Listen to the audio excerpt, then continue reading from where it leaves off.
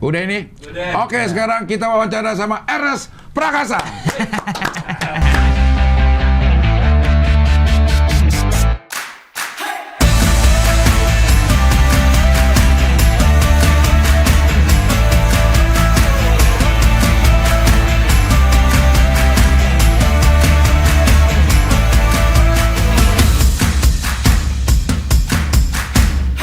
Akhirnya.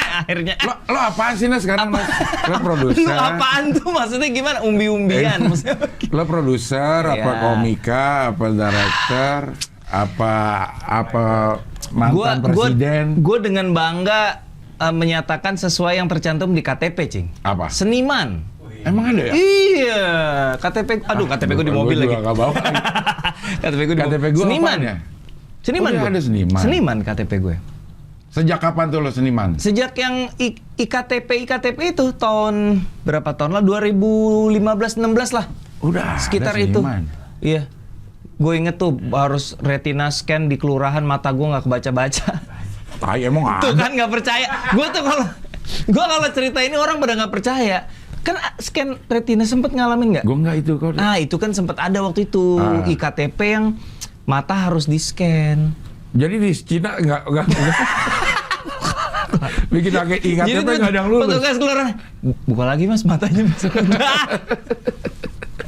Ya begitu deh. Jadi seniman. Jadi gue seniman. Kalau suruh milih lebih spesifik, komedian. Kalau boleh dua, komedian dan filmmaker. Karena filmmaker kan mencakup tuh produser, sutradara, penulis, filmmaker. Berarti lo udah semua tuh. Filmmaker sebagai aktor juga udah, penulis udah, director udah, produser udah. Iya. Yang paling enak di lo apa, Nes? Paling enak sih director, Cing. Karena kan secara kreatif yang paling punya wewenang. Paling memuaskan lah gitu. Karena lo suka merintah-merintah orang ya. Jangan-jangan gara-gara ini Cingnya dulu zaman SD SMP kan dibully mulu tuh. Jadi ini pelampiasan. Denda masa kecil ya? Denda masa kecil disuruh-suruh mulu. Sekarang gue pengen nyuruh-nyuruh orang. Gue nyuruh-nyuruh pribumi nih sekarang. Iya lagi kru film jarang yang Cina. Iya kan? Jarang. Ada sih tapi jarang. Jarang. Dikit. Makanya waktu kemarin gue kebetulan ada stand up. Gue openernya Diki DV. Oke. Sama dia tuh dikasih LO. Oke. LO-nya orang Cina. Oh tahu gue. Stephen, pasti Stephen. Gue tahu Stephen. Gue bilang kapan lagi gue ngegaji orang Cina nih. Iya. Tapi awal lo apa sih, Nes? Awal banget lo kerja. Kuliah udah siaran, Cing. Kuliah HI lo ya? HI di Unpad karena di UI. Oh, Semarang. Kok Universitas Pangeran Diponegoro? Bukan dong. Pajajaran. Undip. Undip apa? Universitas di Pajajaran. Undip kan Parahyangan. Iya. Universitas di Parahyangan. Bisa juga ya. Nyobain dikit ya. Iya. Iya, tapi begitu kuliah terus emang demen cuap-cuap kali ya. Waktu SMA tuh sering MC acara sekolahan gitu-gitu, Cing. Jadi pas kuliah siaran, gara-gara pas kuliah siaran pergaulannya di radio. Jadi pas lulus kuliah kerjanya jadi megang radio promotion di label. Jadi kalau mereka punya single baru, gue tuh yang bagian ngoling-ngoling anak-anak radio. Dia lagu baru nih, puterinya gitu. Apa dulu labelnya? Pertama kali banget masuk Universal, terus ke Sony, terakhir ke DRM. Last Child tuh, warisan gue di perusahaan gue sekarang. Tahu gak Last Child? Tahu lah. Gimana lagunya? Virgon. Iya. Iya kan? Iya, karena dia bintangnya Virgo. Kalau Aries dia Arion. Gede dong. Ada bioskopnya. Iya, ada bioskopnya. Ya, nah, jadi memang udah banyak berhubungan sama orang ya. Dan kan kalau lo siaran kan lo di belakang public speaking. Betul. Karena kan penyiar pasti nge-MC. Betul. Iya kan kalau ada acara radio nge-MC, kita diajarin nge-MC, diajarin public speaking. Jadi pas jadi komik lumayan berasa sih, Cing. Jadi ketemu orang. Walaupun ya kalau ngebom sih dengkul lemes juga tetap ya. Beda kan MC sama stand up kan beda ya. Jadi tapi udah ada bekal public speaking lumayan sih dari radio. Nah ketemu sama stand up komedi kapan? 2011 tuh lagi kerja, lagi ngantor, tiba-tiba lihat iklan koran Kompas tuh. setengah halaman kalau nggak salah iklan tuh stand up Kompas TV. Ketika itu emang suka nonton lagi itu zaman-zamannya lagi boomingnya Russell Peters tuh dulu cing. Russell Peters kan sempat happening banget tuh. Di YouTube nontonin, terus gue liat kok bisa ya orang cuman modal mic doang. Kan gue di label tuh, gue liat kalau produksi musik kan ribet. Kalau ini orang cuman sendiri di panggung sama mic, ribuan orang terhipnotis gitu. Bilang ini profesi keren amat ya gitu. Jadi begitu ada Kompas, cobain gue kan seneng ngebanyol, cobain lah gitu. Awalnya nyoba-nyoba doang, ternyata begitu lolos, disuruh karantina. Disitulah harus memilih mau lanjut, harus resign gitu. Dari label ini? Dari label. Harus resign terus. Tapi gue pikiran udah kerja 6 tahun nih Cing, jadi kalau sampai ini stand up kagak jadi apa-apa ya gue balik ngantor lagi aja, udah punya pengalaman lumayan lah, masa iya kagak ada yang mau nerima gitu. Udah married tapi tuh? Udah, bos gue resign kantor buat masuk Suci tuh anak gue yang pertama udah umur 2 tahun. Udah nekat? Lumayan, gue bilang kita cobain ya nih makan nasi sama kecap dulu sementara. jadi kita waktu itu suami istri kita bikin kesepakatan kita coba 6 bulan deh. Kalau 6 bulan kagak ada masa depannya ngantor lagi gitu. 6 bulan sejak Suci dimulai. Sejak resign ya betul. Sejak resign betul. Resign itu sekitar bulan Agustus September 2011 waktu itu. Suci mulai itu Agustus ingat gue. 2011. Iya. Nah, bikin komunitas stand up Indonya kok bisa lo? Gak sengaja, Cing. Jadi kan kita ini kan audisi nih, ada gua, Arif Didu, Rian Adriandi waktu itu ya yang masih bertahan sampai sekarang di komunitas kita. Begitu kita lolos dari audisi hari pertama tuh, kan disuruh audisi berikutnya. Lolos. Bingung kita mempersiapkan dirinya gimana caranya. Cari ada komedi cafe di Kemang kan. Datanglah kita, begini komedi cafe. Kita bikin acara aja di situ yuk, siapa aja yang mau latihan. Kasak-kusuk, Rian ngajak Radit, akhirnya ada Panji, akhirnya jadi bludak hari itu.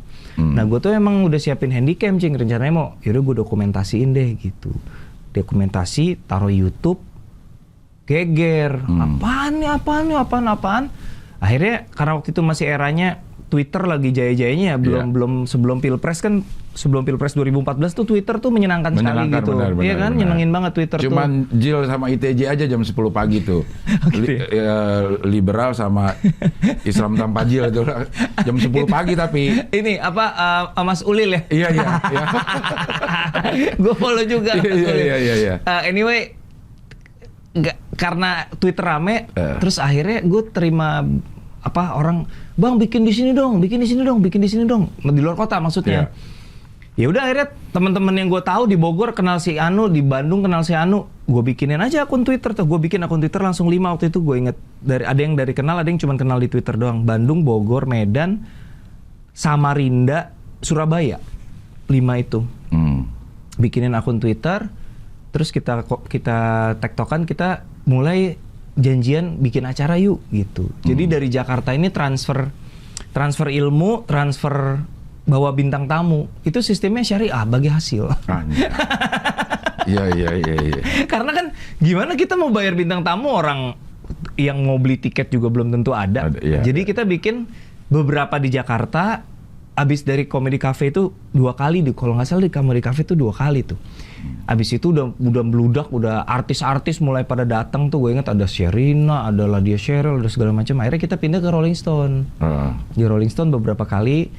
Ya udah, sejak itu kota-kota lain mulai berani, yuk bikin di cafe ini gitu. Itu masih ada semua tuh videonya di gue. Di YouTube? Nggak semuanya diupload, enggak ya. Kalau yang diupload kan cuman, kalau nggak salah Jakarta, Bandung doang yang diupload. Tapi gue banyak nyimpen tuh video buat sekarang. Kok nggak diupload? Atau aja. Ada di itu, di dokumentasi stand up Indo? Di ini, upload di OnlyFans saja biar harus bayar kalau mau nonton. Nggak cuma yang pakai sepatu fans doang yang boleh nonton. Iya, sama yang punya kipas angin di rumah. Iya gitu. Iya. Jadi nggak sengaja, Cing. Makanya kalau bilang gimana mendirikan komunitas, kagak sengaja. Cuman inisiatif ketemu orang yang ngomporin, akhirnya ada Radit, ada Panji buat jadi toaknya, ribut, rame, ya jadi gitu. Jadi ya puji Tuhan sampai sekarang sih seneng kayak kita punya temen dari Aceh sampai Papua kan, seneng gitu. Kita mau ke kota manapun pasti bisa ketemu temen, nongkrong. Abis dulu zaman masih stand up tour tuh 2017 ya udah abis tour nongkrong sama anak komunitas lokal gitu. Iya. Dan itu banyak banget mengubah banyak hidup orang, Nas. Stand up itu gitu. Kalau anak-anak stand up yang di sini gue ngobrol-ngobrol gitu, dia ngerasa stand up sebuah berkah gitu. Lu nyangka nggak sih? Ketika di awal kita mulai kok rame amat gitu, kita udah mulai ngelihat berarti orang kalau dulu ngocol tongkrongan lucu tuh cuman jadi didemenin sama teman-teman doang. Sekarang bisa jadi penghasilan, bisa jadi duit. Itulah sebenarnya visi utamanya Stand Up Indo. Gimana caranya kita bisa memberikan wadah supaya orang-orang yang lucu nih nggak cuma jadi sekedar disukain di tongkrongan, tapi si kelucuannya ini bisa jadi sesuatu yang menghasilkan dia gitu, menghasilkan buat dia. Ya memang itu misi besarnya. Ya tinggal gimana yang kita saling gendong deh tuh. Yang udah naik duluan bisa siapa yang bisa ditarik gitu. Makanya film-film gue selalu ngasih ruang sebisa gue ya, segede-gedenya buat teman-teman komik ya. Biar kata orang ini teman-teman sendiri ya, emang misi gue buat ngasih ruang buat teman-teman, biarin amat orang mau komen apa kayak, yang penting mereka menjalankan tugas mereka dengan baik gitu, terbukti gitu. Kalau kita punya proyek pasti kita ajak ke orang yang kita kenal dulu. Betul, iya sih.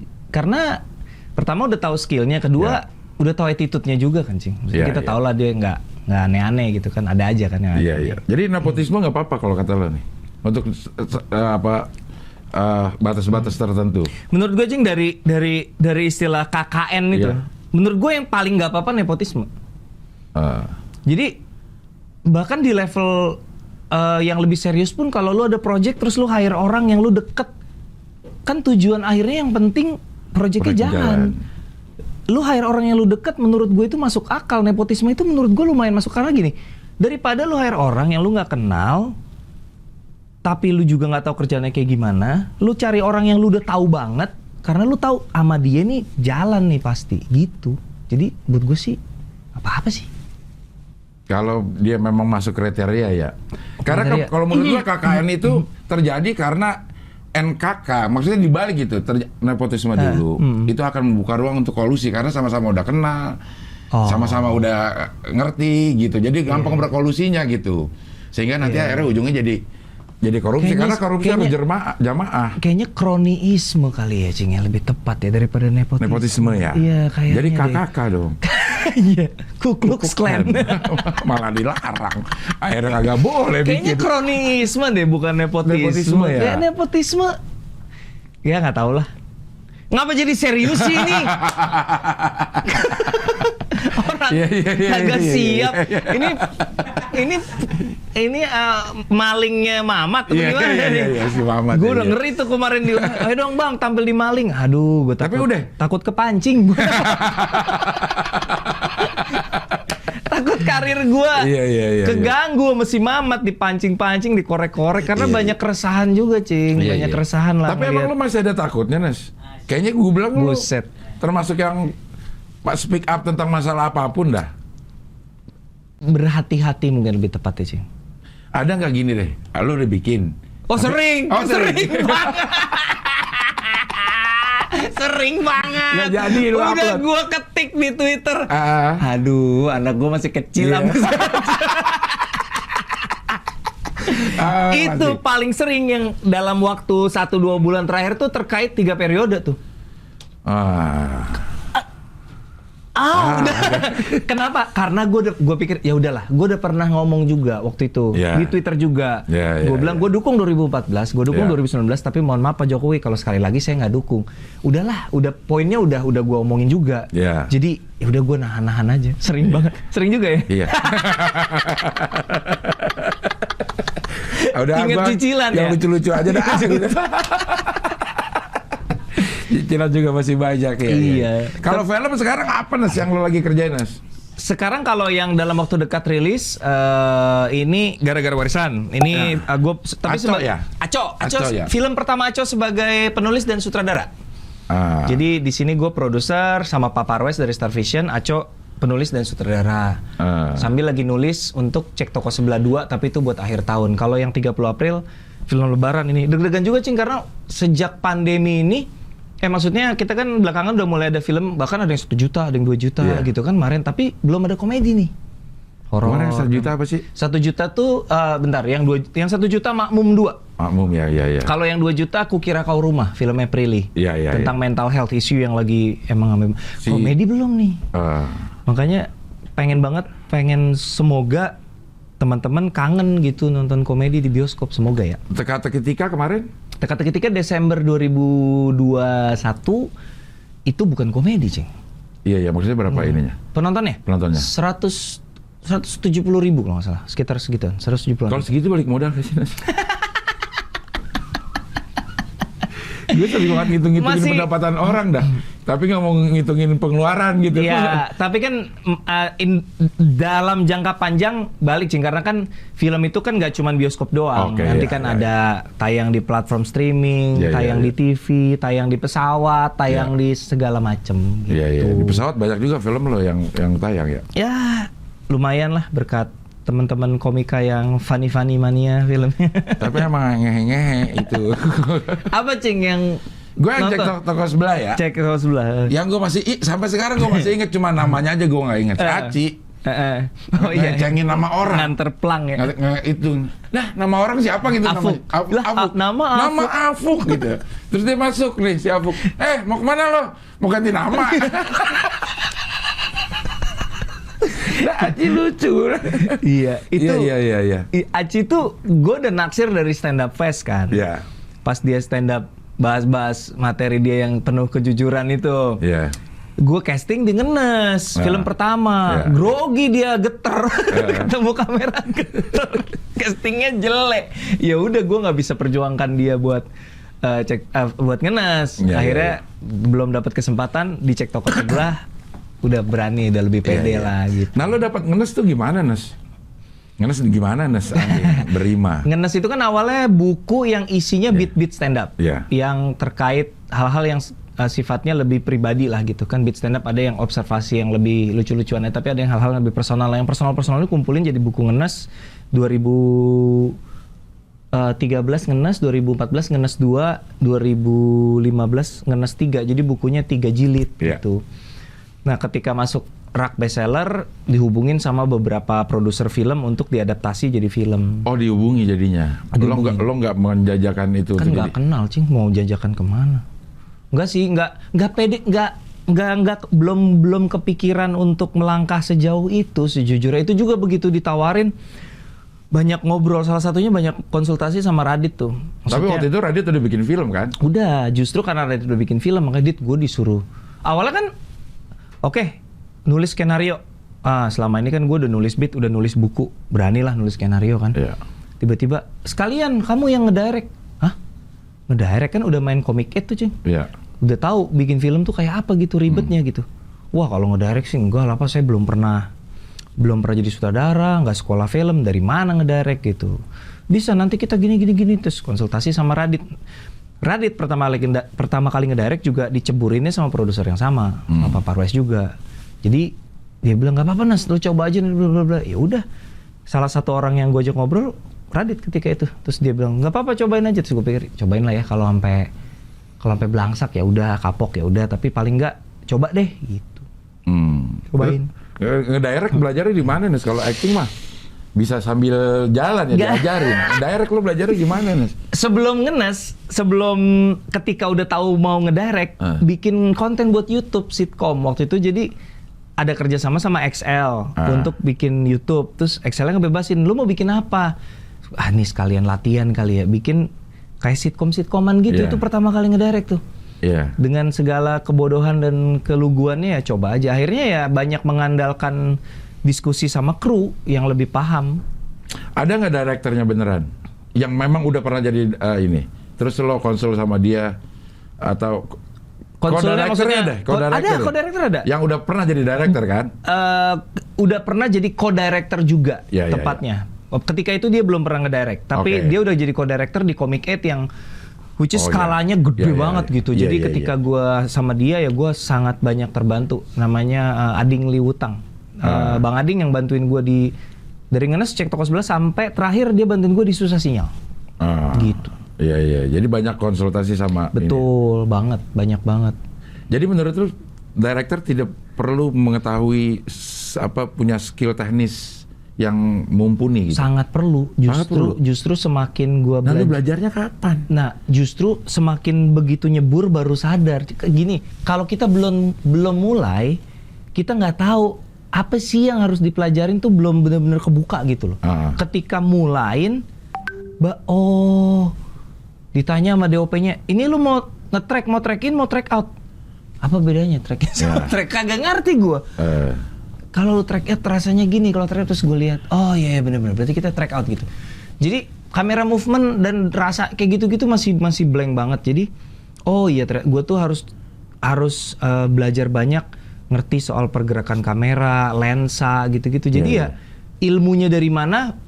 Dari melakukan, dari praktek, dari YouTube, sama dari buku. Iya. Misalnya gini ya, ada gambar orang lagi sedih. Dia ngambil tangannya dulu. Nah itu perintah siapa tuh? Perintah director atau si DOP-nya bilang, gimana kalau kita ambil tangannya dulu, dia lagi resah, baru naik ke muka. Oke. Basic treatmentnya harusnya dari director dulu. Tapi kan sebagai kolaborator yang intens, DOP pasti ngasih saran. Jadi kayak gitu-gitu tuh harusnya itu konsepnya dari sutradara dulu. Apakah kita misalnya nih orang lagi resah nih, apakah kita mau lihat dari dekat? Apa kita lihat jauh sekalian? Kayak kesannya dia tuh sendiri di ruangan yang sunyi, bisa juga kan? Nah itu treatmentnya dari director dulu. Baru nanti. Bentar, ada yang ngetok-ketok pintu nih. Jangan-jangan DOP. Ngapa? Oh, apa? Iya. Masuk dokumentasi dari kantor. Nggak apa-apa. Ini casting lagi. Nggak apa-apa jangan. Masuk Bay, sana Bay. Nyebrang aja Bay, nyebrang Bay. Nah, ya Bay. Jadi treatment awal harus dari sutradara dulu. Nanti DOP. Nah, sorry, gue potong lagi. Boleh? Kan waktu pertama lo kan nggak ngerti. Betul. Gue yakin. Jadi gue nanya. Ini gimana nih gambar? Ya itu, co-director itu. Jadi gue tuh modal dasarnya ya, Cing, adalah skrip. Iya. Gue tahu ini cerita apa. Iya. Yang pengen disampaikan ke penonton apa? Karena kan dasarnya film kan storytelling. Lu mau cerita apa sih? Lu pengen penonton adegan ini tuh penonton mau ngerasanya apa? Ceritalah gue ke co-director gue sama DOP gue. Oke. Scene ini gue pengennya orang kayak gini, kira-kira gimana baiknya gitu. Film pertama kedua tuh masih bener-bener belum punya. Oke, kita dari sini ya, kamera dari sini, ntar lo track so ini lampunya kontrasnya gini, boro-boro gitu. Iya. Jadi nggak bener-bener nggak tahu tuh, misalnya mau mulai adegan ini lebih baik dari pelang tokonya dulu. Enggak, itu bener-bener gue minta masukan dari co-director sama DOP. Beneran. Nggak pede mau gini ketika itu ya. Walaupun gue punya bayangan pun, gue nggak pede. Maksudnya gue nggak berani kayak gue maunya gini gitu, kayak menurut lu gimana gitu. Takut lah sih. Orang-orang film semua gitu yang udah senior, gue ngikut aja deh. Menurut lu baiknya gimana? Kalau gue sih ada ide, misalnya mau ngasih ide aja ragu-ragu, kayak cara ngomongnya kayak takut salah gitu. Serem lah, film pertama serem. Nah, iya loh, orang tiba-tiba lu disuruh jadi director. Iya. Director yang ada lu dimusuhin gak sih, Nes? Mayan. Iya. Karena ngapa lu girang bener itu kayaknya? Kayak waktu tahun-tahun segitu tuh gue lagi main tukang bubur naik haji. Oke. Terus ada beberapa orang film yang lama yang bilang nanya, itu Radit siapa sih dia? Kayak gitu. Emang kenapa? Gue dia udah jadi sutradara. Iya. Dan gue paham sih, gue 100% paham karena dulu sutradara itu profesi yang punya hierarki. Iya betul. Hierarki yang lama. Lu nggak bisa ujuk-ujuk jadi sutradara. Ya sekarang walaupun ada juga sih orang-orang yang kayak Anggi Umbara, Joko Anwar yang karirnya belok gitu, nggak natural kayak sutradara pada umumnya kayak Mas Hanung, kayak Odi C. Harahap yang memang benar-benar dari Astrada dan dari pencatat adegan dan segala macam. Nah, gua menyadari itu dan gua merasa kalau ada sinis atau ada rasa-rasa cemburu atau rasa apaan sih lu, ya wajar menurut gue. Karena gue rasa kalau gue jadi mereka juga gue akan ngerasain hal yang sama. Pasti. Ini bocah siapa tiba-tiba jadi sutradara, pasti akan ngerasa gitu. Jadi ya buktiin aja pakai karya lah gitu aja sih. Kayaknya komik emang bikin semua dunia hiburan. Pelawak juga gitu ya. Semua. Pelawak juga Penyiar bener. Tiba-tiba ujuk-ujuk siaran pagi, siapa lo kayak mau diinjek lehernya. Waduh. Komik tuh pasti nggak ngerti tuh sama tuh Cing, bahwa slot pagi itu kayak lu kerja seumur hidup biar dapat slot pagi itu penyiar komik tuh pasti kagak paham. Ini ada yang ujuk-ujuk masuk slot pagi. Iya. Ujuk-ujuk masuk jadi sutradara. Iya. Main film ujuk-ujuk jadi pemeran utama. Gara-gara lu bikin stand up Indo ini. Iyalah, maksudnya kalau sama lah di film, di lawak, kalau misalnya ada pelawak yang ngerasa nih siapa sih ini bocah, pasti ya gue bisa paham lah. Makanya gue ekstra salut lah Cing. Maksudnya kayak lu, kayak Calontong yang maksudnya serius pengen mendalami ini sebenarnya ini tuh apa sih? Coba gue mau lihat gitu. Kayak itu kan pasti juga nggak gampang gitu. Lu udah ada di posisi yang nyaman, masih mau belajar dari baru lagi kan juga canggih. Gengsi gitu. Nas awalnya Nas. Pasti ya gengsi. Apaan sih lo gitu? Iya. Terus apa yang titik baliknya? Gue belajar aja deh gitu. Apaan sih ini sebenarnya? Gue tuh percaya bahwa kita tuh kalau nggak berubah kita akan ditinggal sama perubahan itu. Dari dulu gue percaya itu. Jadi ada adaptasi yang bikin kita bertahan. Semua kayak dari seleksi alam, dari semua sejarah peradaban dunia ya adaptasi yang bikin kita bertahan, termasuk sama ngelawak kalau kata gue gitu. Kalau lo nggak beradaptasi ya sulit, akhirnya akan tertinggal gitu. Sama seperti komik, awalnya ini muncul seperti itu, tapi kalau dia masuk TV dia harus adaptasi sama budaya TV. Makanya hanya beberapa, hanya Marcel, hanya Regen gitu yang punya Kiki gitu yang bisa di TV. Emang nggak gampang emang stand up di TV. Salut lah buat komik-komik yang bisa survive stand up di TV. Salut. Saya tidak akan bisa. Oke, sekarang kita mau ngomongin gara-gara warisan. Kenapa lo percaya Aco untuk jadi director? Jadi Aco itu jadi komedi konsultan gue sejak di Milimamet. Jadi gue kan ngerolling komedi konsultan dari pertama Ari, terus Bene, di Milimamet komedi konsultan Aco. Ardit baru ntar cek toko sebelah 2, baru gilirannya Ardit. Mili dan Mamet, Aco. Terus Imperfect, Aco lagi. Nah gue ngerasa di 2 film itu anak ini bukan cuman paham komedi, tapi dia punya insting storytellingnya tuh utuh gitu. Di sisi dramatik juga kadang gue nanya, kan kita tuh ngukur orang salah satunya dari kalau kita ngobrol aja, maksudnya dia ngobrol, ide-ide atau pengetahuannya tuh kita bisa nakar lah ya. Bener juga lo gitu. Atau elah gitu kan. Nah ini gue tuh ngobrol sama Aceh sering banget. Bener juga lo ya gitu. Jadi gue rasa oke, dia udah punya wawasan yang cukup dan udah siap gitu. Udah siap. Nah bedanya sebenarnya dia tuh satu-satunya kalau di H-Corp ya, satu-satunya yang langsung loncat ke film kagak lewat series Cing. Soleh, Ari, Bene itu series dulu. Cek toko sebelah. Toko sebelah ya. Aco enggak nih, langsung tiba-tiba layar lebar. Tapi ya gue rasa dia siap. Gue sebagai produser juga selalu ada di lokasi, bukan untuk ngerecokin dia, cuma buat monitor aja. Ya terbukti hasilnya, ya gue sih kagum ya. Maksudnya film pertama, ya lah kalau dibandingin sama film pertama gue mah buset jauh banget gitu. Jauh banget, dia udah punya wawasan yang lebih luas dibandingin ketika gue debut dulu gitu. Yang nulis siapa nih Nas? Dia juga. Lo mewajibkan penulis, mewajibkan si director ngedirect tulisannya sendiri atau awal-awal? Ini pertanyaan menarik. Ketika gua stand up comedian pertama kali ngedirect, gua mikir gini, untung ini skrip gua ya. Coba kalau ini bukan skrip gua datang ke project ini modal apa gua gitu. Jadi gua ngerasa skrip itu jadi fondasi gua untuk ketika kita ngobrol sama kru, gua tahu apa yang gua mau karena ceritanya cerita gua gitu. Ini gue yang bikin skripnya gitu. Gue paham banget sama cerita ini. Nah gue pengen teman-teman komika yang jadi sutradara minimal yang di H-Corp punya fondasi itu. Jadi nggak tiba-tiba nyemplung, nggak tahu apa-apa soal atau pengetahuannya minim soal film. Udah gitu skripnya bukan skrip dia pula gitu. Jadi film pertama harus skrip sendiri. Itulah yang terjadi dengan Bene dan Ghostwriter, Ari dan Pelukis Hantu, walaupun akhirnya di Disney nggak jadi di layar lebar. Soleh dengan Mau Jadi Apa waktu itu. Bene juga mau bikin Ngeri-Ngeri Sedap. Semuanya skrip yang dia tulis sendiri. Terlepas dari nulisnya sendiri apa berdua gitu, tapi skrip dia lah gitu. Paham banget gitu. Modal dasarnya itu. Iya. Nah kalau Aco, menurut lo kelebihannya apa nih dibanding Bene sama ini? Jadi sebuah filmnya ya? Dari hasil karya filmnya? Ya.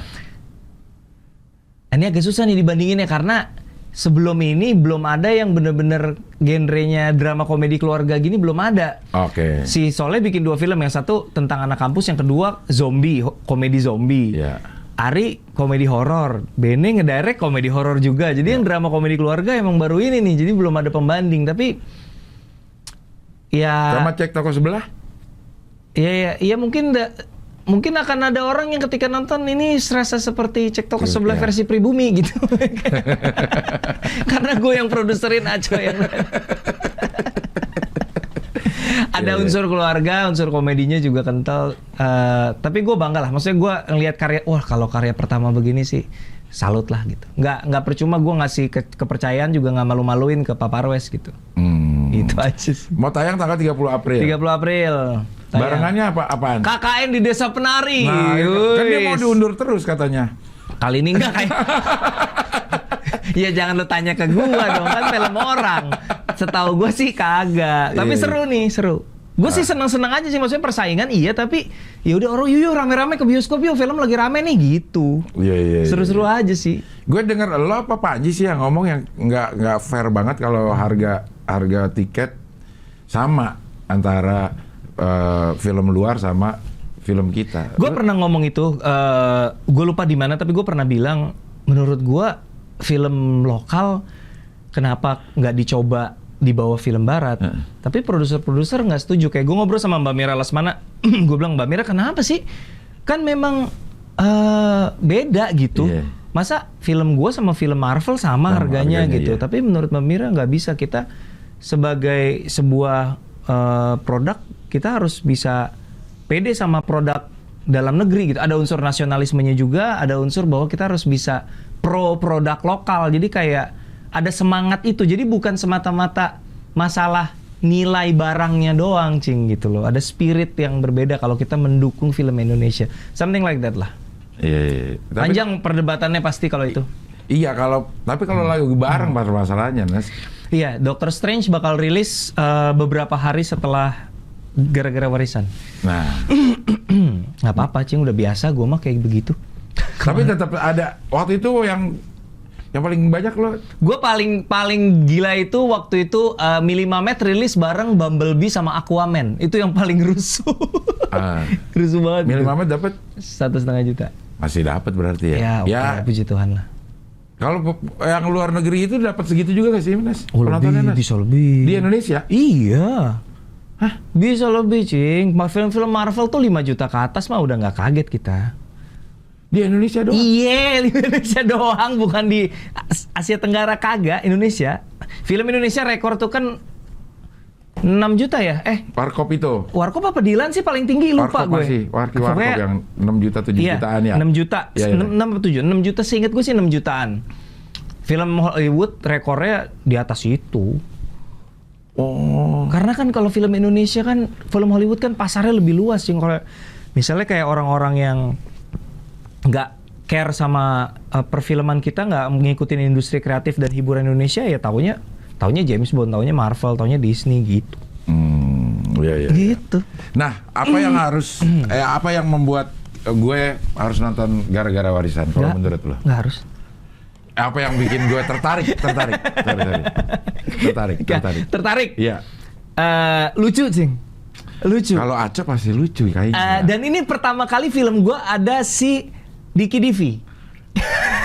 Masih lucu dong. Jadi ini kan ceritanya, gue ceritain dikit aja ya. Ini kenapa ada amplop. Jadi Yayu Unrup, Pak Dahlan dan Bu Astuti ini Dia punya guest house. Nah, jadi untuk diwarisin ke siapa? 3 orang anaknya ini, Oka Antara, Indah Permatasari, dan Ge Pamungkas. Coba deh lu giliran deh jadi manajer di situ. Gue mau lihat siapa yang paling pantas gitu. Jadi mereka bersaing dan dengan konfliknya masing-masing. Kayak Indah tuh sebagai anak tengah nggak setuju ini mama tiri nih. Ketika ibunya meninggal, bapaknya nikah lagi, kabur dia dari rumah, cabut, nggak terima. Adalah kayak begitu-begitunya. Kawin sama Ari. Belum nyampe situ. Belum, ya, tapi Ari main di sini ada satu scene. Jadi tamu guest house ngamuk-ngamuk. Nah, jadi selama mereka bertiga di-pitching sama bapaknya untuk manajerin guest house ini, nah 4 karyawan guest house-nya adalah Aci Resti, Lolo, Diki Divi, sama Ence Bagus. Waduh. Inilah yang akan harusnya jadi Aci lagi. Pecah sih. Banyak banget sih komedi. Ngomong-ngomongannya pada dialog-dialognya pada ngenge itu. Iya, begitu deh. Kan di trailer juga udah mulai adalah bocoran-bocoran dikit-dikit lah. Ada ke trailernya? Gue minta, tapi gue selipin di sini ya. Ada. Boleh gak? Ada, boleh. Boleh ya. Ada, boleh dong. Iya. Boleh. Kalau teman-teman mau lihat trailer sebenarnya tinggal ketik gara-gara warisan. Kan jarang tuh judul gara-gara warisan, pasti nongol paling atas harusnya sih ya. Udah dari kapan itu ada? Rilis trailer? Aduh lupa cing tanggal berapa percisnya, tapi akhir Maret lah pokoknya. Karena gue lihat kalau produksi lo tuh cukup ini ya, hampir-hampir sama kayak si Panji dah. Bolak-balik aja orang. Apaan? Ya, masuk. Masuk duduk situ, diam. Kalian ini. Iya. Recok aja orang lagi kerja. Cameo maaf ya, cing lo cameo. Apa-apa, kenapa film gua sama Panji? Enggak, cara kerja bukan film, cara kerja gitu. Terencana. Lo 3 hari lagi akan muncul poster. Apaan sih poster aja pakai di itu namanya membangun antisipasi. Nah, iya. Maksudnya kan apa namanya terencana banget. Dan itu pekerjaan yang baru kalau menurut gue ya. Apa nih pekerjaan yang baru? Itu. Poster aja ada pengumumannya. Kan kita juga ngelihat yang dilakukan sama Hollywood, cing. Mereka begitu juga. Iya, mereka kan poster aja kita nggak punya budgetnya untuk bikin banyak poster. Mereka poster ada kali satu film bisa sampai 5 biji, 6 biji poster beda-beda. Jadi pelurunya tuh banyak gitu. 3 bulan lagi dia keluarin yang ini. 2 bulan lagi keluarin poster yang ini gitu. Kita kan nggak ada budget sebesar itu. Gitu. Di sana juga begitu. Lo belajarnya di mana tuh? Ya kita lihat aja promo-promo film-film top yang ada di sosial media. Kita belajar dari situ aja. Gitu. Pada senang belajar sih ya lo ya. Lah kan tadi lu sendiri bilang kita harus adaptasi. Emang adaptasi kalau nggak belajar emang bisa? Iya kayaknya. Kalau belajar stand up belajar lah. Iya sih. Apa sih stand up comedian belajar juga. Sama. Tapi gue nggak baca. Gak harus belajar. Metodenya kan beda-beda. Nonton. Iya. Tapi kan di dalam kepala lu kan lu secara sadar atau enggak kan strukturnya gitu kan. Ibarat meja otopsi mah lu cuma denger kan udah lu belah tuh strukturnya. Ya. Bagian ininya dulu. Habis itu dia lari ke sini kan. Dengan pengalaman dan jam terbang lu bisa nggak usah kayak belajar gitu udah. Begini bikin materi tuh begini gitu kan. Kayak Dr. Strange loh, udah materinya udah gitu-gitu doang. Gitu. udah ahli. Iya. Dia udah jadi beneran nih, udah tidak ada tinggal tayang doang. Masih ada fine tuning dikit-dikit masih ada lah. Apa aja terakhir tuh apaan sih biasanya? Terakhir. Biasanya proses paling terakhir banget itu mixing sound. Nambahin suara tapak kaki, ngedit dialog, ngatur balance antara dialog sama scoring, volume backsoundnya mau seberapa, itu sound mixing biasanya di akhir-akhir itu sound mixing biasanya. Adegan-adegan udah nggak ada lagi iniannya. Enggak, itu pertama. Kita harus bikin adegannya dulu dikunci, dari situ jalurnya ke paralel 3 proses tuh, Cing. Jadi kita ngedit gambarnya dulu nih. Gambar udah deal, istilahnya picture lock ya. Udah picture lock, pecah 3 tuh. Yang nge-mix audio mulai mixing, yang bikin background scoring mulai jalan. Satu lagi color grading. Jalan tuh paralel 3 departemen. Nah, jadi makanya kalau si offline ini mandek, ini 3 udah nggak bisa kerja. Nggak bisa kerja. Sekarang begitu ini dioper, beng langsung gitu. Jadi ya begitulah. Semuanya dikerjakan dalam negeri. Khusus color grading, Starvision punya langganan di Bangkok. Kenapa sih? Karena Papa Roy sebagai produser udah ngerasa chemistry-nya dapat sih, masih colorisnya. Orang yang warnainnya, dia udah ngerasa klik aja gitu. Malas adaptasi sama orang baru lagi. Udah lama si sutradara punya ini nggak untuk nentuin, warnanya kayaknya kurang biru nih, kurang ini gitu. Iyalah, semua itu diskusi sama sutradara dan produser, diskusi di ruang editing. Iya. Gitu. Kenapa ini mau jadi produser apa mau jadi sutradara nih sebenarnya? Gue jadi penonton aja. Tapi jarang main film, mau ngajak Ceng Abdul mah kagak pernah. Gue berapa kali mau ngajak Ceng Abdul kagak pernah sih. Gak pernah pas. Schedule-nya mana susah. Iya. Gue tuh gue gampang ilfilan nonton film kalau ada orang yang nggak konti aja. Ketangkep sama lu bang? Ceng, ketangkep tuh? Iya. Setelah itu kalau dia di menit pertama udah nggak konti, kesananya gue udah malas nonton. Ada film apa ya? Film Indonesia nih, Tangan Panjang. Iya. Dilihat dari depan gitu. Iya. Tangan panjang dilipat. Iya. Gitu. Pas dari belakang beda lipetannya. Enggak lu? Enggak. Setelah itu, gue malas dah nontonnya dah. Gitu. Karena gue bandingin sama filmnya Hanung nih. Filmnya Hanung. Buset, gue rasa dia kameranya harusnya banyak gitu. Karena bisa ngangkatnya nih. Duduk dari sini, diambil dari sini sama pindah kamera sana, sih bareng gitu. Ya kan diedit, dicocokin. Iya, maksudnya bisa gitu. Ada yang udah begini nih kayaknya nggak pas nih, harusnya baru sampai sini gambarnya dong gitu. Atau ada udah sampai sini kayak looping, ulang lagi dari bawah. Iya. Ada yang kayak buffering, bioskopnya buffering. Itu ada yang namanya. Nah itu ada. Ini dua hal yang berbeda, Cing. Kalau yang lu terakhir bilang itu kan soal editing. Kalau yang pertama soal baju digulung segini, ntar dia jadi segini, rambut ngebelah kemarin, ntar dia kesini. Itu namanya continuity. Itu ada orangnya khusus duduk di samping sutradara. Setiap take dia satu asistennya ngerekam, dia ngecekin dialog udah bener, ada yang kelewat apa enggak. Abis itu nanti kalau tiba-tiba take berikutnya beda dari continuity akan bilang, sorry tadi lu ketika ngomong ini lu udah berdiri barusan lu masih duduk, nggak bisa diedit tuh, repot. Itu memang ada orang khusus yang melakukan itu dan cocok lu kayaknya di situ. Apalagi kalau yang dari belakang loh, dari belakang tapi dia pakai audio cover depan. Jadi ininya beda. Mulutnya kerasa ya. Wah gila, ngeri banget. Mulai sekarang gak usah nonton film gue dah.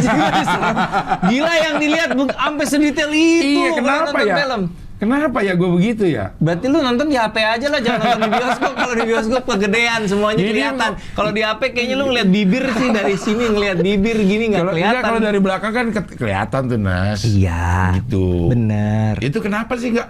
Udah pakai yang depan aja dah gitu.